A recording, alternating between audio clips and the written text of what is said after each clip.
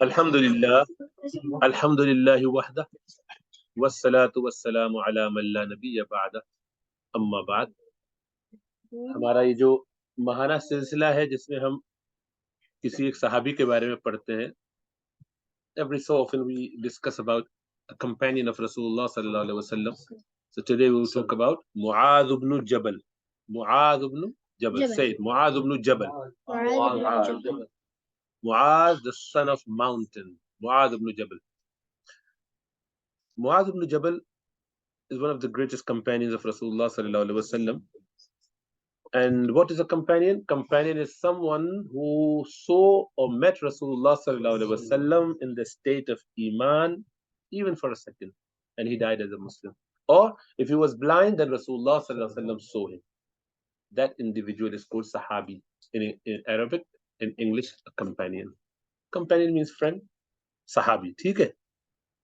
तो चलिए देखते हैं उनके बारे में क्या कहते हैं. ये अज़द कबीले के थे, खजरज के. You remember in Medina there were two tribes, local tribes, and three Jewish tribes, two local tribes, Aus and Khazraj.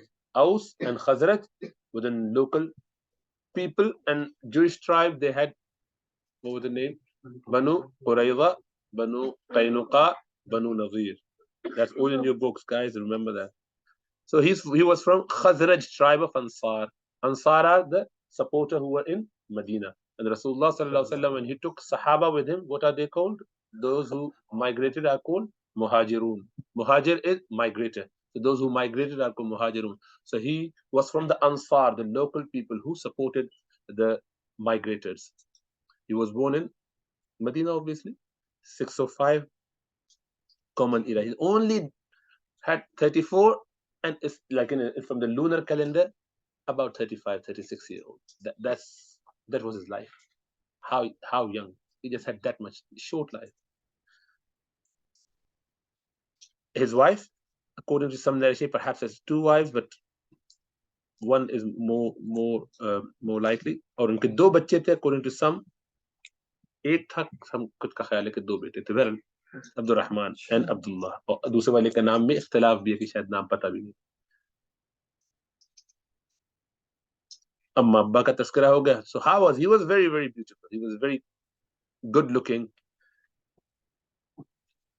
He was settled in Hims, that is in Syria, modern day Syria. He was tall, smart, and very beautiful man.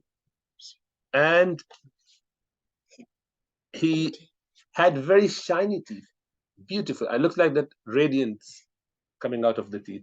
तो दोनों दांतों के दरमियान एक सदर का मतलब थोड़ा सा gap था. That was considered a beauty. To have a small gap between two incisors, the top ones, is considered beautiful traditionally. Like he had it. Curly hair. Obviously, he was very bright, as Arabs are generally. And according to some, he had two sons, as I mentioned.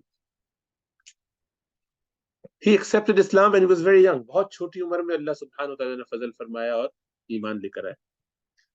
सिलसिला ये हुआ कि अल्लाह के रसूल सल्लल्लाहु अलैहि वसल्लम जब 10वें साल, what happened? What was the most important incident that took place when he had profited for 10 years? 10वां साल, नबूवत का 10वां साल. 10th year में क्या हुआ था? He lost Amul Huzn, we call it. We just mentioned it this afternoon. What happened? He lost two of his most closest allies. Who were they? Wife Khadija radiallahu ta'ala anha and Uncle Abu Talib. So that is the 10th year. He was very upset. Then what happened? There were people from Taif, they didn't help. They brutalized him. Finally,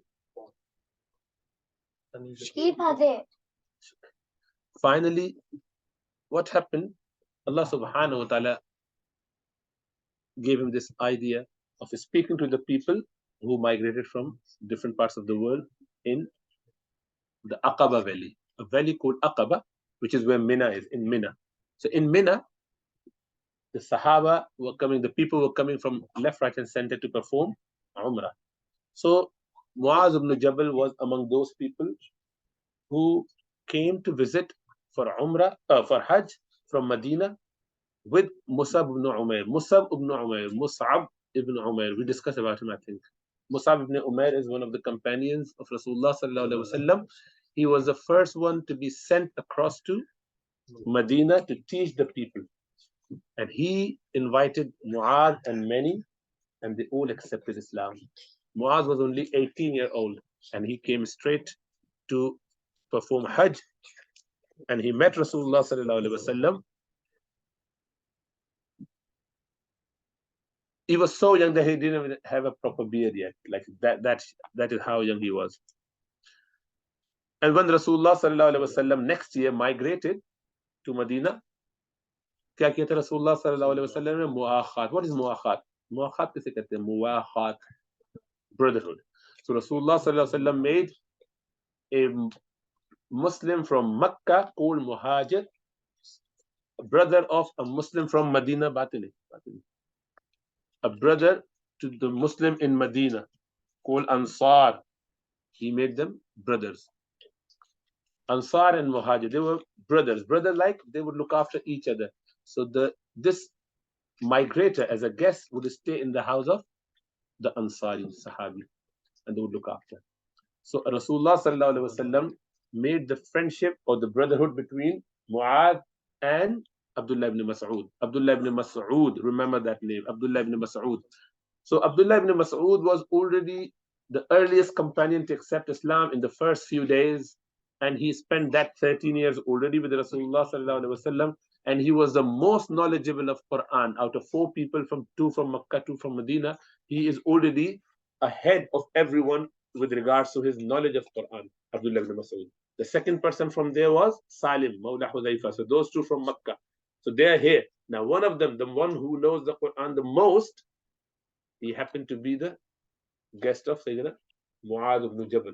So obviously he is senior and Muaadh is young, 18. He hosted him, and what benefit he got? A lot of learning of Quran. They're together all the time. Whatever he knows, he's just straight teaching on. And Muaadh himself was very intelligent, a very keen learner. He would spend time learning the Quran. So what he did, he learned a lot. And he would just spend time with Rasulullah sallallahu alaihi wasallam. उनके पास भी बहुत सीखने के लिए, जब भी मौका हो, जहाँ भी मौका हो, पढ़ना, सीखना, हर वक्त. He was a proper dedicated student. Ghazwa Badr में, he was about 21, and he took part in that. He fought with Rasulullah sallallahu alaihi wasallam. फिर बाकी भी सारे ग़ज़वात में वो शरीक रहे. ये मैं एक थोड़ा सा खाका पहले बता रहा हूँ, then we'll go on to some of his bits. जब अल्लाह के रसूल सल्लल्लाहु अलैहि वसल्लम ने मक्का फतह किया, so conquest of Makkah, which year was that? Who can tell me from the students, from young? Which year did Rasulullah sallallahu alaihi wasallam conquer Makkah after Hijrah? How many years after Hijrah? बड़े बता दे कोई बड़ा, कौन सा साल था? 8वां साल, 8th year after Hijrah. 8th year after Hijrah. Remember, relatively easy. 2nd year Badr, 3rd year Uhud, 5th year. There was something small bits in between. I'm leaving that. There's some expedition in between as well. Actually, 1st year as well. But the 2nd Badr, 3rd, 5th Ahzab, 6th Hudaybiyah, 7th Umratul Qada, and 8th Fatah Makkah. 9th Rasulullah sallallahu alaihi wasallam sent Abu Bakr Siddiq as a first ever pilgrimage leader, and that was the year when Rasulullah sallallahu alaihi wasallam sent all the people across to invite to Islam. Next year he performed Hajj. Next year he died. Sallallahu alaihi wasallam. So easy, major events. There are many things happening in between, obviously, but so Rasulullah sallallahu alaihi wasallam, when he conquered Makkah, 8वें साल of Hijrah, he just appointed Attab ibn Usayd or Asid to become the leader there, to lead people in prayer, and Muaadh radhiyallahu ta'ala anhu to teach people Quran. He was older and Muaadh was younger. So Muaadh was a teacher of people of Makkah when Rasulullah sallallahu alaihi wasallam went on to the battle of Taif, Hunain, those 2 small battles that took place straight after Fatah Makkah, straight in the same journey. So they were part of that, but they were made to stay behind and do some work. And he was teaching people Quran. And obviously, on his return back, उनको आप अपने साथ Medina ले गए वापस. Then Rasulullah sallallahu alaihi wasallam, the 9th year after Hijrah, he sent him to Yemen. What happened? Yemen, the people from Yemeni tribe him here, they came and they say, Ya Rasulullah sallallahu alaihi wasallam, we want someone to teach us Quran, someone who could help us, someone who could judge between us, someone who could help us about the, the rulings. So Rasulullah sallallahu alaihi wasallam sent him to send Muaadh ibn Jabal to Yemen. After that, he participated in Syrian war.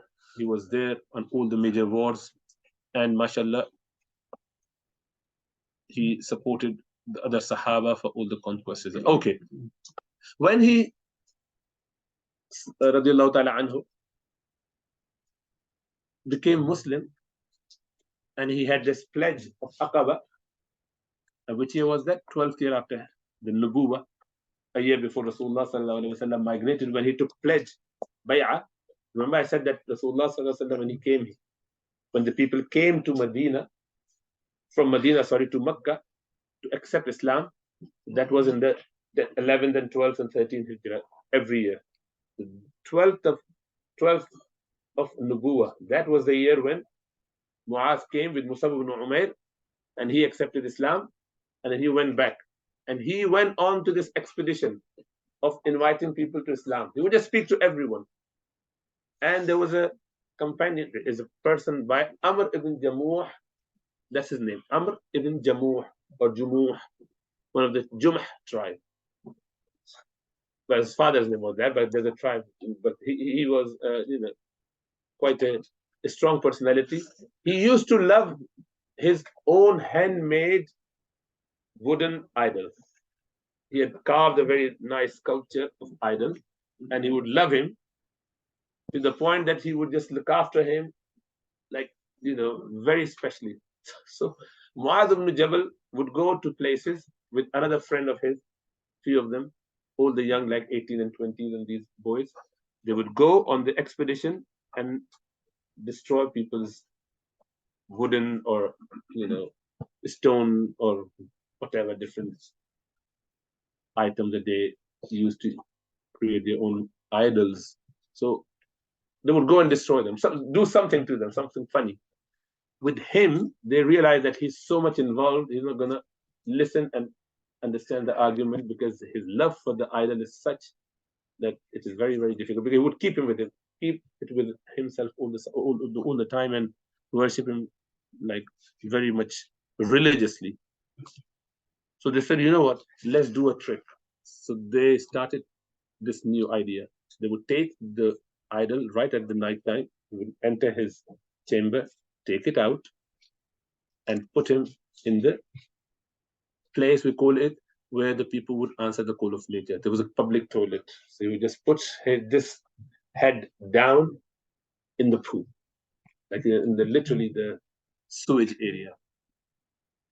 He would next day morning want to do the worship, can't find my idol. What happened? Started like running here and there, finding, oh my goodness, who did it to you? Oh, it was so upsetting. Take him back, wash it, put the best perfume, nice, and again. Next day, the same thing. Every so often, 2, 3. Finally, he got so fed up. He said, people are doing something funny to you. Oh my beloved God, I suggest, take this sword of mine. I'm going to give it to you. I hang it on your neck. When they come next time, kill them. I won't say anything. You are allowed to kill anyone, but just kill them. Defend yourself. And next day, Muaadh ibn Jabal said, when they saw the sword there, they this time took him, got a dead dog, tied this with this dead dog in the same place, two together. And when he saw him, you're so ugly. You can't do anything. You're not even God. You can't even defend yourself. How could you defend me? And that's how he came to Islam, and he became Muslim.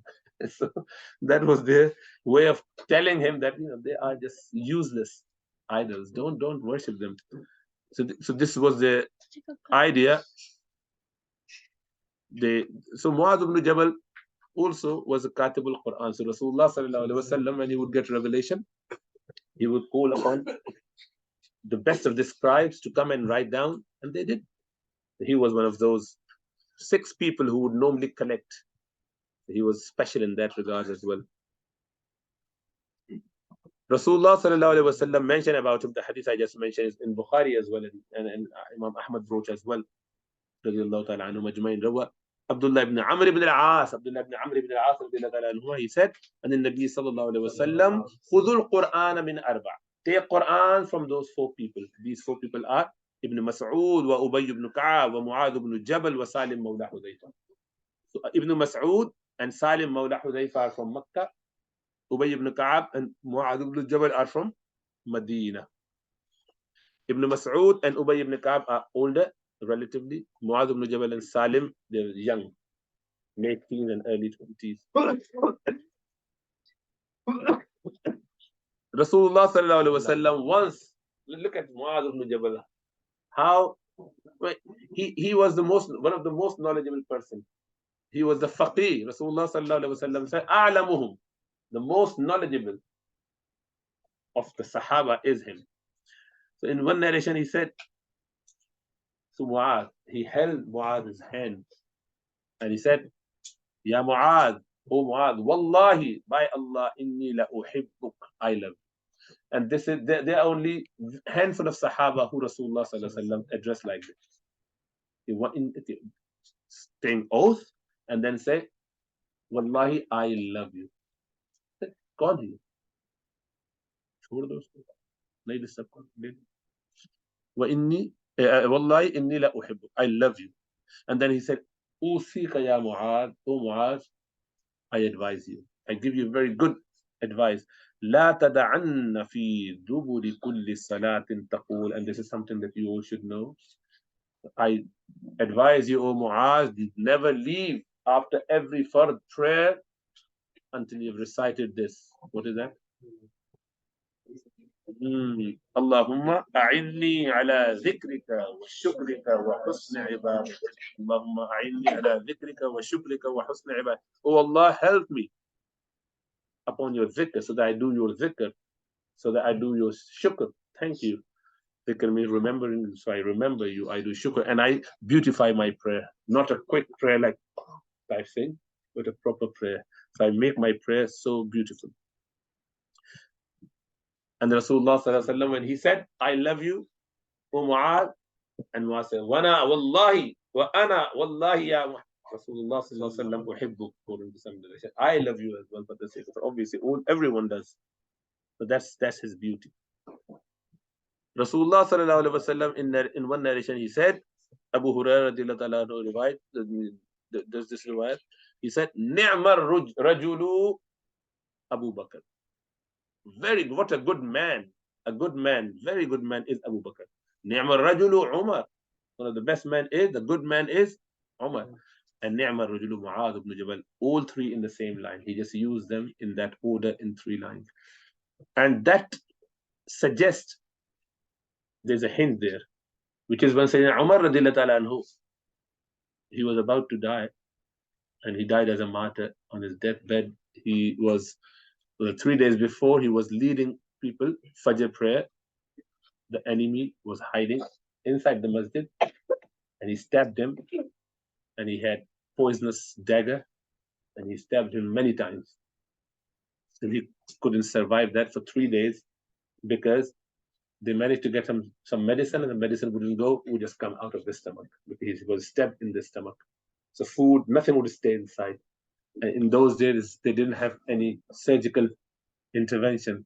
I wish we were there, would have just done a nice stitch back to normal, inshallah. But anyway, that's Allah's plan. He said, if Muaadh was alive today, I would have made him Amir over you. I would have nominated him the next Khalifa. And Muaadh already passed away a few years before. So Muaadh, if he was Khalifa, he died 36. So if he was like a few years later, might have been only 40.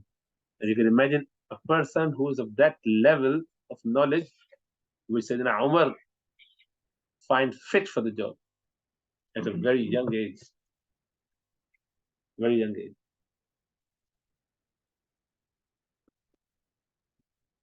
And he was very generous. So people would come to him and they would ask for help, he would just give them. He would just give them, keep giving. Even if he doesn't have anything, he would take and give him. So he became, so much burdened by the loan. लोगों से पैसे लेके खूब मदद करते थे, तो पैसे होते नहीं थे, मकरूज हो जाते थे बेचारे. तो काफी परेशानी जब हुई, when he had a lot of people demanding their loan back, he had to sell everything. Rasulullah sallallahu alaihi wasallam said, okay, people are complaining that you have got a lot of debt on you now, bring your stuff. What have you got at home? So whatever he had, he brought everything, and Rasulullah sallallahu alaihi wasallam literally auctioned it, and I'm getting all out. Okay, pay. And he said, whatever is left, people, please forgive him. Let it be. So he became completely penniless. And he didn't mind. He was happy with that. And then Rasulullah sallallahu alaihi wasallam was very much upset by that, because he said, "What? How would they now live? It's a difficult time, isn't it?" So Rasulullah sallallahu alaihi wasallam then made him wali of Medina, of Yemen. He sent him to Yemen, said, "Whoever gives you any gift without having any ulterior motive, take it, and that's yours." Means you do not need to return it to Baitul Mal. That's yours. So this is what happened. And I come to that part because what happened during the time of Sayyidina Abu Bakr Siddiq afterwards. But anyway, Muaadh Ibn Jabal, when he returned back, he was made to support Sayyidina Abu Ubaidah bin al-Jarrah. Abu Ubaidah bin al-Jarrah, we discussed him the first time. You remember Abu Ubaidah bin, anyone know Abu Ubaidah? He's one of the 10 people who were given the glad tidings. Abu Ubaidah bin al-Jarrah, greatest of the companions. So anyway, he was there. Exactly. So when Abu Ubaidah bin al-Jarrah passed away, and he died in the plague of Amwas, remember there was a big plague, and many Sahaba died. He was with him. Abu Ubaidah passed, and then he was there. Sayyidina Umar wanted both of them to come back to Makkah or Medina. They wouldn't. He became Khalifa now. Means the in charge. Khalifa in a sense that after Abu Ubaidah, he was the leader of the expedition and governor of the area. He became the governor. But then what happened? He lost his first son. Yes, he lost his second son. He lost his wife to plague, all of them. And then he got plague, and he died in the same. And he didn't complain, and he didn't move from there. For him, my responsibility is to carry on with the good work for Ummah. He, amazing man, amazing man. When Rasulullah sallallahu alaihi wasallam appointed him as the teacher, as I mentioned, he sent him to Yemen, and this is in the 9th year of Hijrah. If you read everything that happened here in Arabic, and maybe translation as well, you feel, wow, what a relationship between Rasulullah sallallahu alaihi wasallam and this man, young man, now going to, so he was 18, so he's now 27. 27. Anyone 27 here? 27. Times 2. Young, very young, isn't it? 27 is a very young age. None of the fathers, I think, are 27. Everyone should be above that. 27. Wow. He asked when he sent to Muaadh, "Oh Muaadh, what are you going to do?" So he asked, first of all, he said, كيف تقضي إن عرض قضاء? When you would get a problem and you get a question, a mas'ala, a case, court case or any case, what would you do? So he said, قلت, he said, أقضي بما في كتاب الله. I would do it as per the book of Allah, Kitabullah, if I find there. فإن لم يكن, and if it's not there, Rasulullah sallallahu alaihi wasallam said, then so he said, فبما قضى به رسول الله. Whatever Rasulullah sallallahu alaihi wasallam said in his hadith, in his ways, I will follow that. قال فإن لم يكن, if there was nothing found in hadith Then he said, Ajtahidu ra'i wala ali. I would exert myself, I work hard to find the right judgment based on Quran and Sunnah, and wala alu, I would not leave any stone unturned. ये उर्दू का आलू नहीं सही है ला आलू की आलू इस पर लतीफा है हकीम अख्तर साहब रहमतुल्लाह अलैह बड़ी प्यारी मजे मजे की बातें करते हैं बांग्लादेश में इधर बताने लगे खुद जाते थे बांग्लादेश में तो कहने लगे कि there was a time when they grew alu potato. There was a lot of potato. It was so much that after they have, exported whatever they wanted to, there was enough left. So the government said everyone is obliged to eat aloo. You have to have aloo every day because we can't waste it. People should just buy it. It'll be cheap, but you have to buy and you have to eat every day. That's like a loan. So when he found out, so he said, you can just tell them, La alu fi akli alu. I would not leave any stone unturned in eating alu. So anyway, so Rasulullah sallallahu alaihi wasallam became so happy. Wow, he was so happy. He, did a small, on his chest. He just banged it a little bit. Not like that. Alhamdulillah alladhi waffaqa Rasulillahi sallallahu alaihi wasallam. May Allah, I praise Allah subhanahu wa ta'ala that Allah subhanahu wa ta'ala has given the tawfiq of a right thing to the Rasul of Rasul. Means Rasulullah is Muhammad sallallahu alaihi wasallam, and his Rasul who is sending as a messenger to teach and train the people. So this is how lima yarda Rasulullah, what Rasulullah sallallahu alaihi wasallam is happy with. Isn't that amazing? The intelligent person could identify how to work it out. That is the basis of usul al-fiqh about ijtihad. Most important aspect. That's where we got it from, because Rasulullah sallallahu alaihi wasallam said he's the most knowledgeable person of the ummah. Then he was sent there, and you could imagine how Rasulullah sallallahu alaihi wasallam is with Muaadh, and they're talking and they're chatting. And according to some narration, he was then for part of the journey on his camel, and he kept advising him certain things. Wallahi ya Muaadh, how are you? Muaadh, labbaika ya Muaadh. So they would say, Labbaika ya Rasulullah sallallahu alaihi wasallam, O Muaadh, and he would say, Labbaika ya Rasulullah, trying to see whether he's sleeping or awake or what is he doing. And then he would every so often give him some advice. Finally, he said to him, O Muaadh, perhaps you shall not meet me. Means he said that after all that discussion, all that advice and warmth and brotherly love, he said, we would not see each other again. This is our departure. When you come back, you will not see me. Now imagine what would have happened to Muaadh. He started crying, as you expect.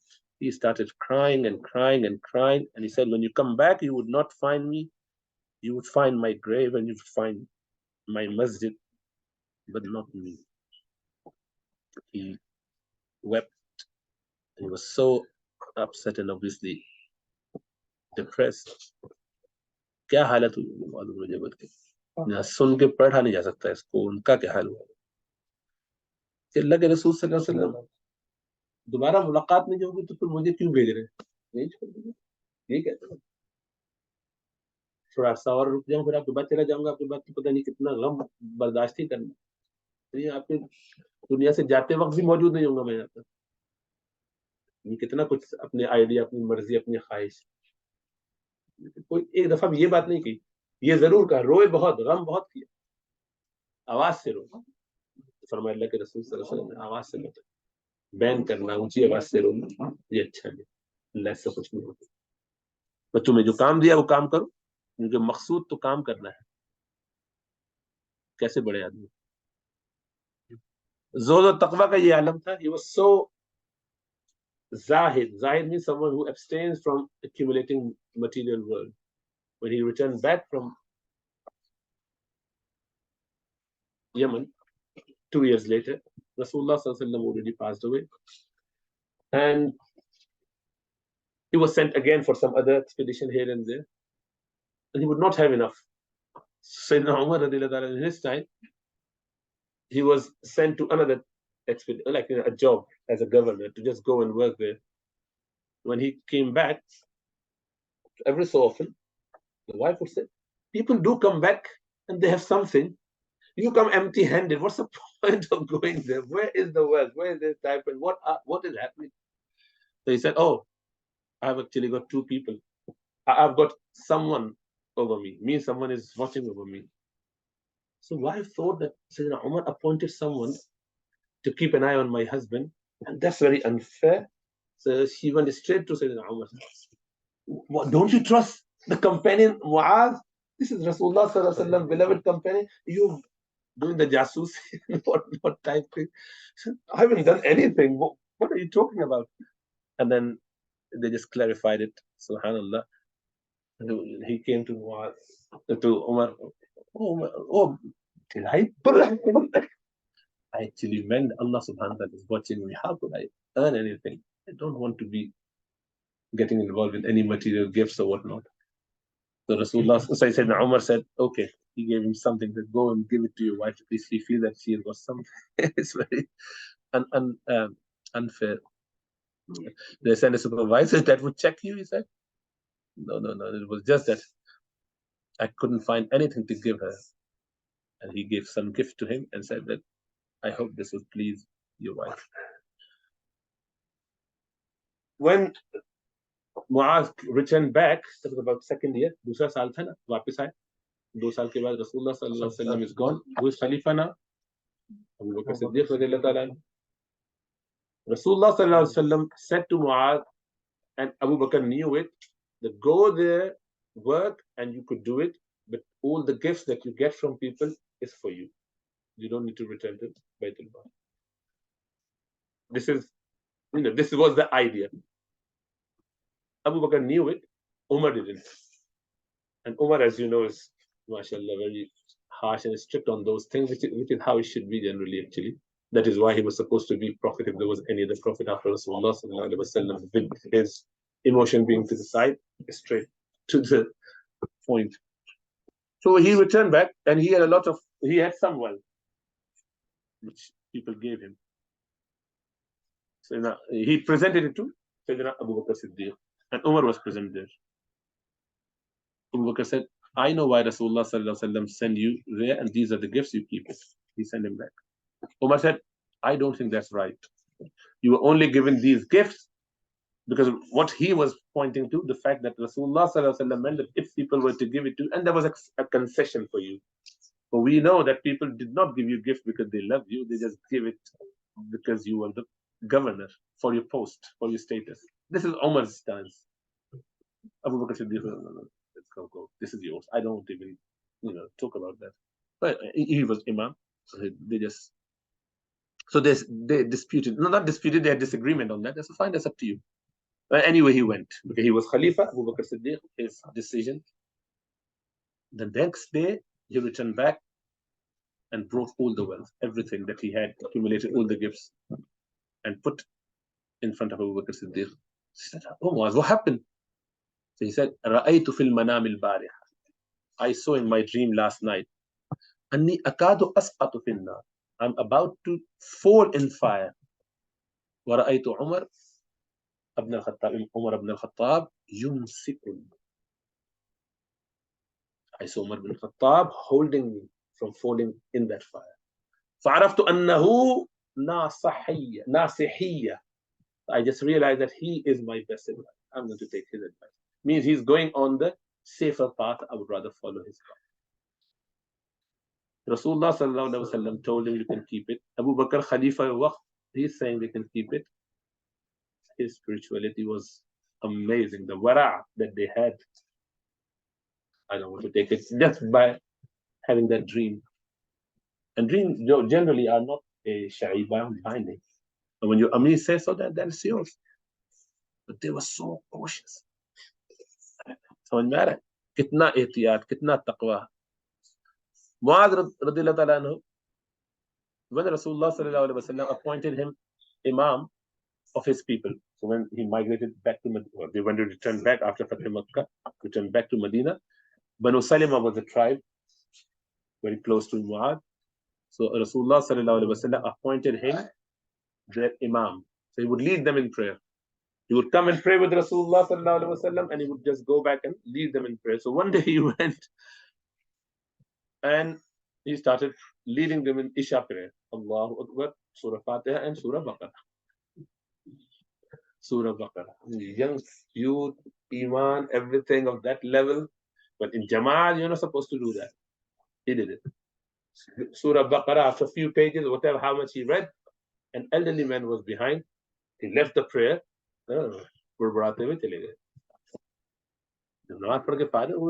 Somebody told Muaadh, the person praying next to me, he just left. They brought him. Why did you do that? Yeah, I have family, I've got work to do. I'm like, I've got to wake up first thing in the morning, 3 o'clock or 4 o'clock. Don't have time for that. You just sleep, man. What are you doing? It's too late. So Sayyidina Muaadh got upset. He said, we're talking about Quran and Quranic recitation, and that is burdensome for you, a companion of Rasulullah sallallahu alaihi wasallam. You're munafiq.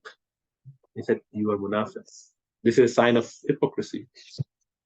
So that was his judgment on his behavior, and that was obviously for a very high pious level, a right judgment, but not for common individuals. A different ruling for you, and for him, for him, for him. Different. Everyone is different. So Muaadh said that, and that wasn't the right thing to say for him at that level, but he was just a little bit under his impression of being connected to Allah subhanahu wa ta'ala to the highest level. The man complained to Rasulullah sallallahu alaihi wasallam. Rasulullah sallallahu alaihi wasallam told him, "Afattanun anta ya Muaadh?" And fattan. Fattan means someone who creates fitna, means trial. Your tribulation for people, your trial for people, you've caused trouble to people. Why did you? He was very unhappy. Fatin and Fatih, according to some narration. You imagine what happened to Muaadh at that time. Completely shattered. Then he said, only read Amarahu bi suratayn aw awsatil mufassal. Either do 2 surah, short surah, or the smaller one from the last some surah, Hujurat to the end. That's the bit. These are called mufassalat. That's why we always recite in prayer from there to the end, from Surah Hujurat down to the end. That's the bit you should recite in fard prayer as Imam. That's the guidance of Rasulullah sallallahu alaihi wasallam. And then he mentioned. So anyway, so he actually named some surah as well. He mentioned Sabbih Isma Rabbikal A'la, certain other surah. But in this narration, he said, I could recall which one he said. His love for Sunnah. You imagine, obviously, someone of that caliber, what would their love for Sunnah be? And all these points I selected from a lot of stuff is only to make sure that you pick those out, learn the salient features, and bring that in our life. This is what we need to do. So once, Abu Sa'id Khudri said that once Muaadh, he entered the masjid while Rasulullah sallallahu alaihi wasallam is in sajda. Now remember, in those days, these early days, if Rasulullah sallallahu alaihi wasallam is in prayer and someone came late, they would ask the next person, "Kitni ho gayi?" They would say, "Third rakat." They can talk. The talking was okay, allowed in the prayer. So one would come and say, they would say, "Teen, do, 1, whatever rakat number." He would tell you, and that's how the people would join. Sometimes they would make up this first and then join.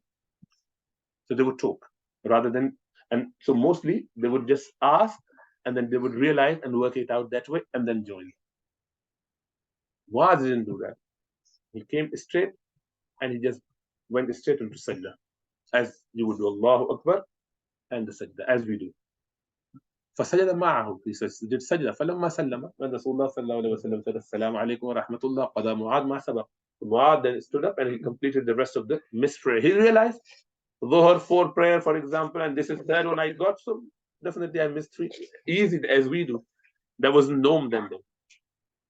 So some men said to him, well, why did you do that? What did you do? Well, that's something strange. He said, Sajadtu. So Sajadta, you did the sajda. You didn't even, it means you did not even count the rakat without asking us. You just went straight into sajda without knowing which rakat is that. That was the argument. If you don't know which rakat sajda you're doing. So he said, then he said, قال لم أكن لأرى رسول الله صلى الله عليه وسلم. I would not do that. لم أكن لأرى that. It is not befitting for me. I would never do that. What? That I see Rasulullah صلى الله عليه وسلم على حال, in a situation, إلا أحببت أن أكون معه في هذا. I would like to be in that situation. If I find him in sajda, I would rather be in sajda. I'm not interested in talking to anyone and finding out the number of rakat. For me, if I find Rasulullah sallallahu alaihi wasallam in a state, that is the state I want to be in.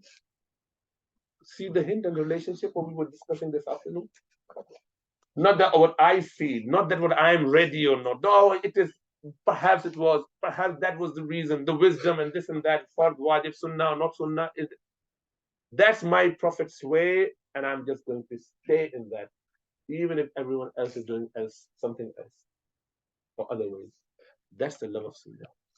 Rasulullah sallallahu alaihi wasallam said, he then فَذَكَرَ ذَلِكَ لِلنَّبِيِّ, they just mentioned to Rasulullah sallallahu alaihi wasallam because they wanted to verify everything, no matter what, no matter who said it. Ya Rasulullah, this is what happened, the situation. What do you advise? فَسَرَّهُ, he became very happy. Rasulullah sallallahu alaihi wasallam said, هَذَا سُنَّةٌ لَكُمْ. Now this is your sunnah, this is your way. This is how you should be doing now, all of you. Become sunnah.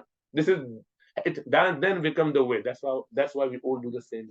No one asks anyone to find out what rakat number you are on. Isn't that amazing? That is their love, which actually makes things so easy for us. Obviously, then he went to Palestine. He was there. He was, as I mentioned, he got the infection, which is plague, the ta'un, and he died as a martyr. And he said, "Welcome to death. A visitor has come after a long absence." And then he looked up. He said, Wallahi, oh Allah subhanahu wa ta'ala, you know that I never wanted to be in this world to prolong my stay here. Rather, accept my soul in goodness as you accept a believing soul. That's my yearning. And then he passed away. Oh, everyone in the family, obviously, his extended family wasn't with him. One of the advices that he gave to his son, he said, my son, pray the prayer of he who is just about to leave and imagine that you might not be able to pray ever again. Know that the believer dies between two good deeds, one that he has performed and the one that he is intended to perform. Amazing, amazing thing. What we do one good thing and we say, Alhamdulillah, I've done my good thing. Let me do something haram now to compensate for that. Let me just go on games. Can I just play game? We just spend 2 hours in the madrasa. We just spend a couple of hours here. Let's just go home and undo it by doing something haram and wrong. So believer is between these two situations. He's done something good and he's planning to do something next in the morning. My Fajr prayer. Monday fasting in the cold winter. Easy fast 8 hours, 9 hours maximum. That's a believer would think about. Ibn Mas'ud radiallahu ta'ala, now he's the teacher, he's the one who taught him Quran with Rasulullah sallallahu alaihi wasallam. He's the one who is more knowledgeable of Quran. What he's saying, he used to recite this. This is about Ibrahim alayhi salam. Allah says, Inna Ibrahim kana ummatan qanitan lillahi hanifa wa lam yakun min al-mushrikeen. He would recite this and people say, Quran says, this is Quranic ayah. He said, I know. And in Quranic ayah, it says, Inna Ibrahim kana ummatan qanita. And you're saying, Inna Muaadh? Say, I know. Because he followed the path of Ibrahim alayhi salam. He is likened to Ibrahim alayhi salam. This is Abdullah ibn Mas'ud's fatwa on Muaadh ibn Jabal with regards to his knowledge, his taqwa, his piety, that he was like Ibrahim alayhi salam. Rasulullah sallallahu alaihi wasallam gave that status to Abu Dhar Ghifari. Abu Dhar Ghifari, you are like Isa alayhi salam in Zuhud. And Abdullah ibn Mas'ud is saying that Muaadh was like Ibrahim alayhi salam in his connection with Allah. A non-prophet, not obviously he's way low, but with regards to following the footsteps, he's following the footsteps of Ibrahim to the maximum level. Ibrahim was so qanit, so much connected to Allah subhanahu wa ta'ala. Umar radiallahu ta'ala anhu.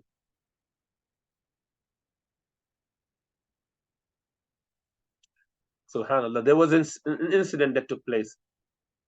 There was a man who was absent for 2 years, and his wife became pregnant and delivered a baby. Well, about to deliver a baby. So when he returned back after 2 years, the wife was found pregnant. He was very upset.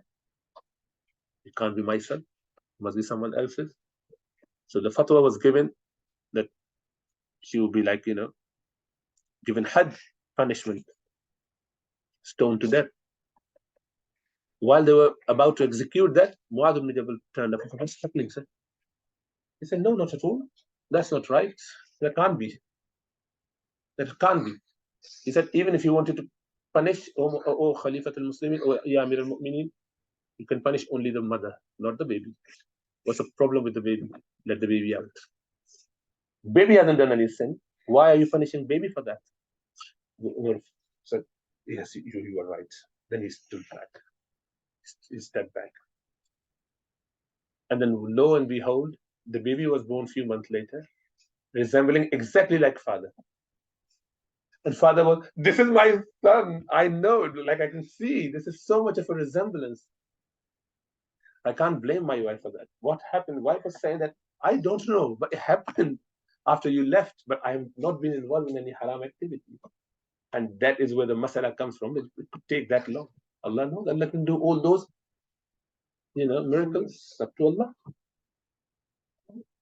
Similar incident happened with Sayyidina Ali radiallahu ta'ala anhu. So that is why he said, لَوْلَا مُعَاذٌ لَهْلَكَ عُمَرٌ.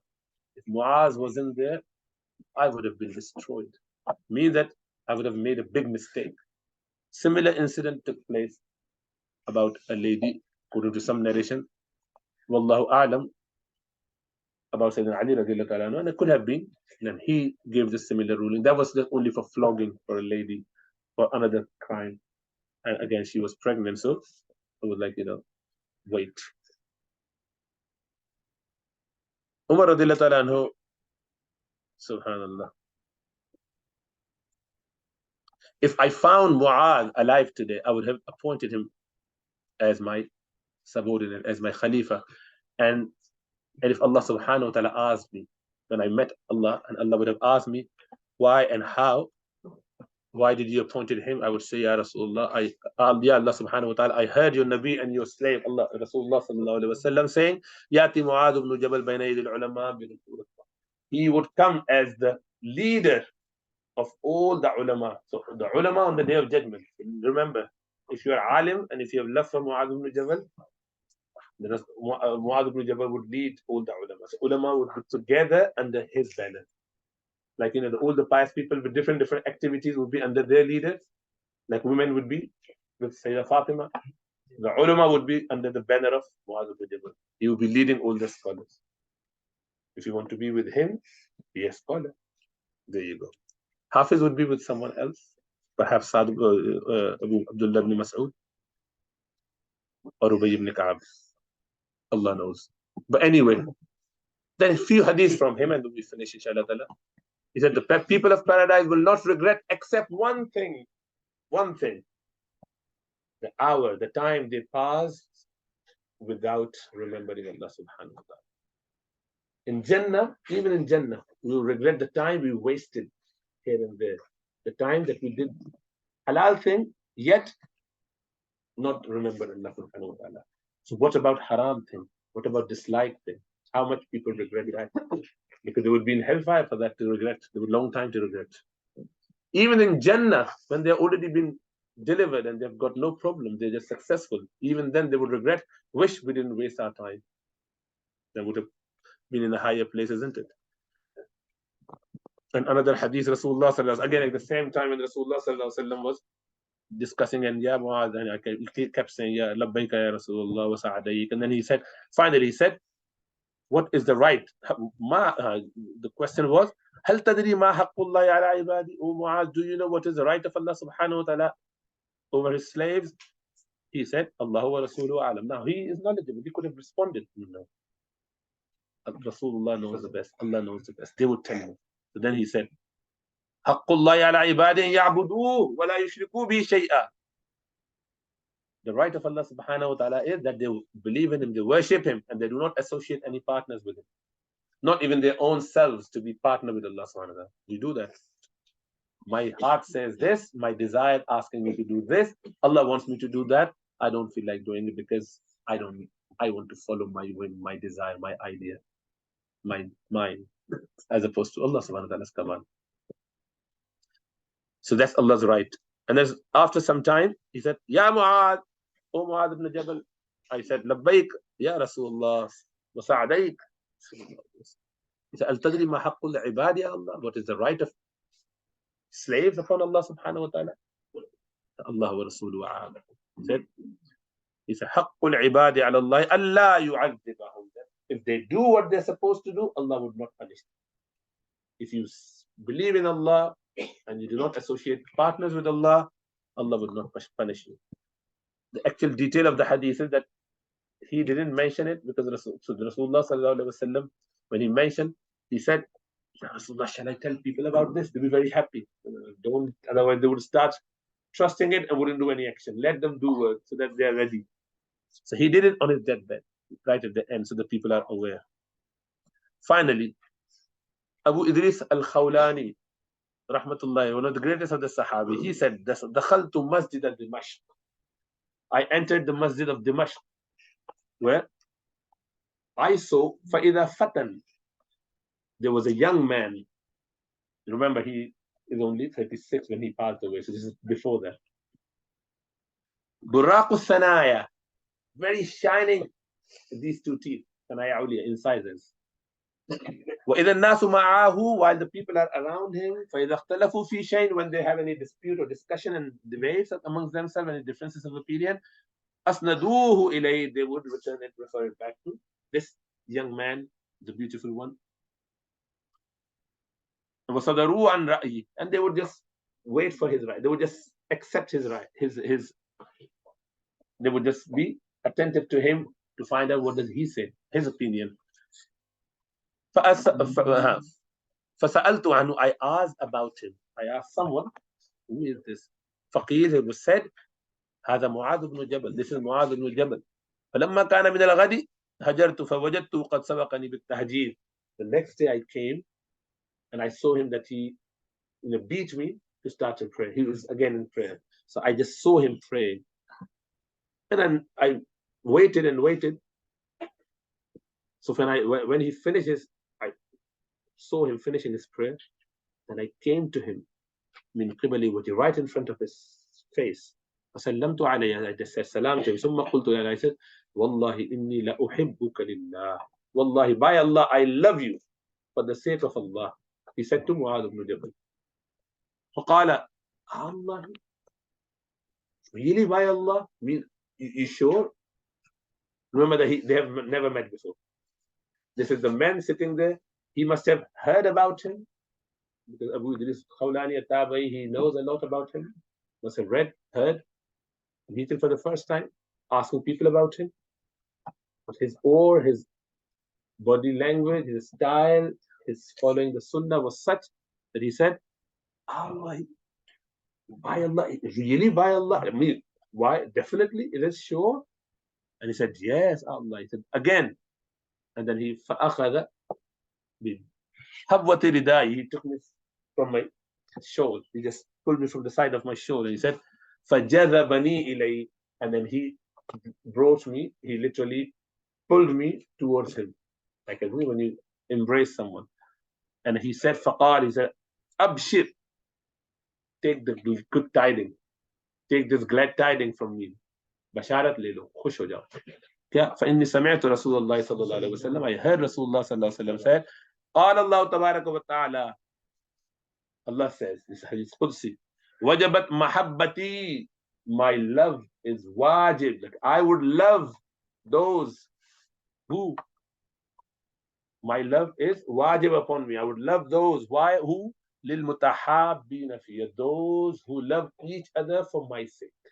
Because you are loving me for the sake of Allah, so hear this, that Allah subhanahu wa ta'ala, it is wajib upon Allah, Allah made it wajib upon him to love you. So Allah love you. So you too, we too love each other, Allah love us. And the second one, walil mutajalisina fiya, those who sit for my sake. And I hope we have not sat here for our family, friends, for the deen of Allah subhanahu wa ta'ala. To love this particular Sahabi of Rasulullah sallallahu alaihi wasallam, one of the best of the creation from Allah subhanahu wa ta'ala. So hopefully we'll be under the shade of the throne of Allah subhanahu wa ta'ala. Likewise, the love of Allah subhanahu wa ta'ala will be wajib upon him, as he said. And wal mutabadilin, and another narration said wal mutazawirin, those who visit someone only for the sake of Allah. And those, that's why we go to Leicester every month. That's one of the reasons to get that. Wal mutabadilin, and those who spend on each other. Getting the food ready is spending. Even allowing the lights, room, everything, that's spending. Spending the time is spending. If you're here. Yeah? May Allah give us tawfiq. So the people who love each other, they would be together in Jannah under the shade of the throne of Allah subhanahu wa ta'ala, with Allah subhanahu wa ta'ala loving them, and then enjoying them. May Allah give us tawfiq to understand. أقول قولي هذا واستغفر الله لي ولكم ولسائر المسلمين فاستغفروه.